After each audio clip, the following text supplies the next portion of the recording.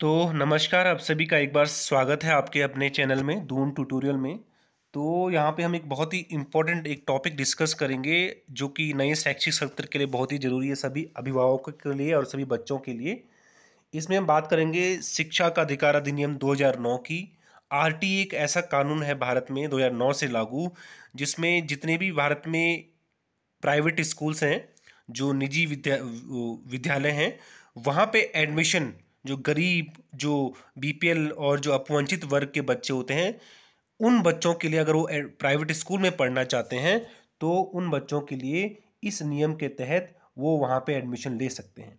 इसकी पूरी प्रोसेस हम देखेंगे, क्या है क्या नहीं, इसको हम इस वीडियो में जानने की कोशिश करेंगे।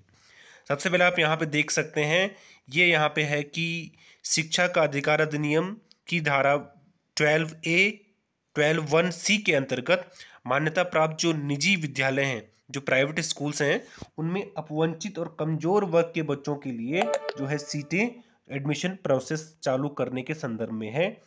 इसमें लिखा गया कि सभी को सूचित किया जाता है कि शिक्षा का अधिकार अधिनियम 2009 की धारा 1C के प्रावधानों के अंतर्गत अपने वार्ड यानी अपने गांव में ग्राम पंचायत के अंतर्गत अपने जो वार्ड हैं, जो ग्राम पंचायत हैं, गैर सहायता प्राप्त और निजी विद्यालयों की सबसे निचली कक्षा में 25% आरक्षित सीटों पर अपवंचित और कमजोर वर्ग के बच्चों के लिए निःशुल्क प्रवेश होना है, और निःशुल्क प्रवेश जो है वो ऑनलाइन माध्यम से होना है।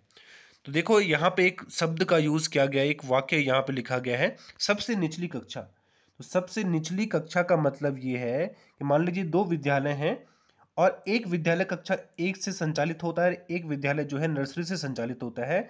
तो इस विद्यालय के लिए जो है सबसे निचली कक्षा नर्सरी मानी जाएगी और दूसरे विद्यालय के लिए सबसे निचली कक्षा क्लास फर्स्ट मानी जाएगी। तो इसमें जो क्लास फर्स्ट होगी उसमें 25 टोटल सीटों की 25% आरटी के तहत आएंगी, और जिसमें जो नर्सरी में जो टोटल सीटें हैं उनमें पर टोटल 25% सीटें जो है आरटी के तहत आएंगी। आरटी के तहत अगर किसी बच्चे का एडमिशन होता है शिक्षा का अधिकार अधिनियम के अंतर्गत, तो उस बच्चे को जो है फ्री ऑफ कॉस्ट जो है बेहतर क्वालिटी की शिक्षा उस विद्यालय में मिलती है। उसको कोई भी इसके लिए पैसा नहीं देना पड़ता। जिस भी विद्यालय में वो, जिस भी विद्यालय के आसपास वो रहता है, जहाँ जिस गांव में, जिस वार्ड में, जिस ग्राम पंचायत में रहता है, उसके अकॉर्डिंग जो है इस हिसाब से उसको एडमिशन मिलता है। उसके बाद लिखा गया कि आवेदनकर्ता ऑनलाइन वेबसाइट rt.online.uk.gov.in पर जाकर आवेदन कर सकते हैं। प्री प्राइमरी कक्षा में प्रवेश हेतु बच्चे की न्यूनतम आयु 31 मार्च को 3 साल, 31 मार्च 2024 को 3 वर्ष, और कक्षा 1 में प्रवेश के लिए बच्चे की न्यूनतम आयु 31 मार्च 2024 को 6 साल पूरी हो जानी चाहिए। 6 साल पूरी हो जानी चाहिए, पूर्ण बोल रहा है, कंप्लीट हो जानी चाहिए। पहले कुछ और नियम था, पहले से था कि बच्चे अगर 5 साल पूरे होने पे छठवां साल अगर उसको लगा हुआ है, पहले 5 साल कंप्लीट होने पे फर्स्ट में एडमिशन होता था। लेकिन इस बार से नई शिक्षा नीति 2020 में ये जो प्रोसेस है, इस साल बच्चे की फर्स्ट में आयु जो है वो जब 6 साल पूरा हो जाएगा उसको, तभी उसकी एडमिशन जो है प्रोसेस चालू होगी। इसमें लिखा गया है कि अभिभावक आवेदन के उपरांत आवेदन पत्र का प्रिंट निकालकर एक जो प्रति है, एक कॉपी खंड शिक्षा अधिकारी कार्यालय में जमा करेंगे और एक स्कूल में दे देंगे और एक अपने पास जो है सुरक्षित रख लेंगे। इसकी एक समय सारणी भी दे रखी है। सबसे पहले जो आरटी का पोर्टल है वो विद्यालयों के लिए खुलता है, सभी विद्यालय हैं। जो विद्यालय आरटी में इनरोल नहीं है, सबसे पहले नियम है कि उनको अपने आप को, सभी विद्यालय जितने भी निजी विद्यालय, उनको अपने आप को रजिस्टर करना पड़ता है आरटी के अंतर्गत। इसके लिए पोर्टल है विद्यालयों के लिए खुला हुआ था 15 मार्च से 26 मार्च तक। उसके बाद उसमें जो विद्यालय हैं वो अपनी सीटों का ब्यौरा देते हैं कि कितनी सीटें हमारे पास हैं और कितनी सीटें आरटी के तहत जो हैं वो एडमिशन हम लेंगे। उसके बाद जो छात्रों के लिए, स्टूडेंट के लिए, अभिभावकों के लिए जो आवेदन पोर्टल है, आवेदन जो ऑनलाइन एडमिशन की प्रोसेस है वो 1 अप्रैल 2024 से 21 अप्रैल 2024 तक चलेगी।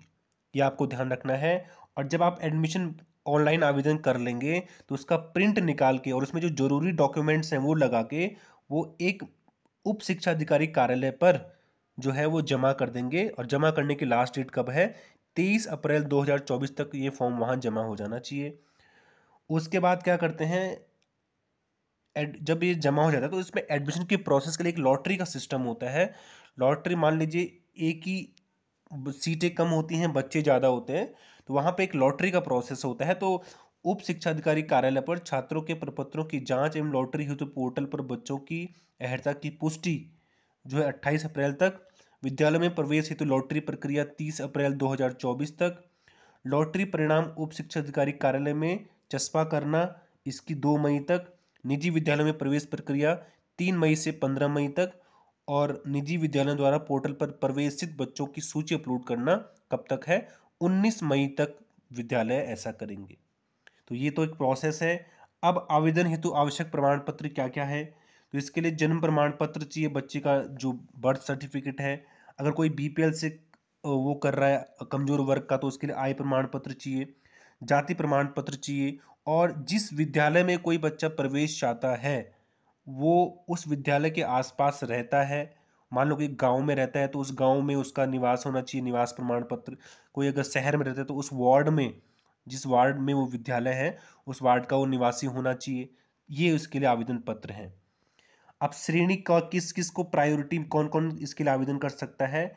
देखिए, जो कमजोर वर्ग है, जो कमजोर वर्ग के छात्र हैं, उस वो इस अधिनियम की धारा 2E के अंतर्गत ऐसे अभिभावक या माता पिता जिनकी वार्षिक आय 55,000 या उससे कम है के बच्चों को कमजोर EWS कमजोर वर्ग के रूप में निर्दिष्ट किया जाएगा। यानी अगर किसी की जो वार्षिक आय, किसी पेरेंट्स की अगर वार्षिक आय 55,000 से कम है तो वो कमजोर वर्ग में आएगा और वो इसके लिए एलिजिबल है। ग्रामीण क्षेत्र के अंतर्गत ग्राम विकास विभाग द्वारा निर्गत बीपीएल कार्ड धारक अभिभावक माता पिता के बच्चों को भी कमजोर वर्ग के रूप में निर्दिष्ट किया जाएगा। यानी अगर कोई बीपीएल वाला बच्चा है तो वो भी जो है इसके लिए एलिजिबल है। और अपवंचित वर्ग और कौन कौन कर सकता है? अपवंचित वर्ग में जो अधिनियम की धारा 2D है उसमें, उसके अंतर्गत SC ST, राज्य सरकार द्वारा घोषित अन्य पिछड़ा वर्ग, क्रीमी लेयर को छोड़कर अनाथ बच्चे, शारीरिक रूप से विकलांग बच्चे, ऐसे बच्चे जो विधवा अथवा तलाकशुदा माता पिता पर आश्रित हों और उनकी वार्षिक आय 80,000 से कम हो, HIV से ग्रसित बच्चे या HIV ग्रसित बच्चों के माता पिता, वो भी इसके लिए एलिजिबल हैं।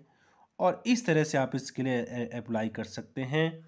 और अगर आप कोई भी हेल्प चाहते हैं, कोई भी समस्या अगर आपको है, तो ये समग्र शिक्षा अभियान, जो बेसिक शिक्षा अभियान है, उसका एक टोल फ्री नंबर है, वहाँ पे आप इसके लिए कांटेक्ट कर सकते हैं।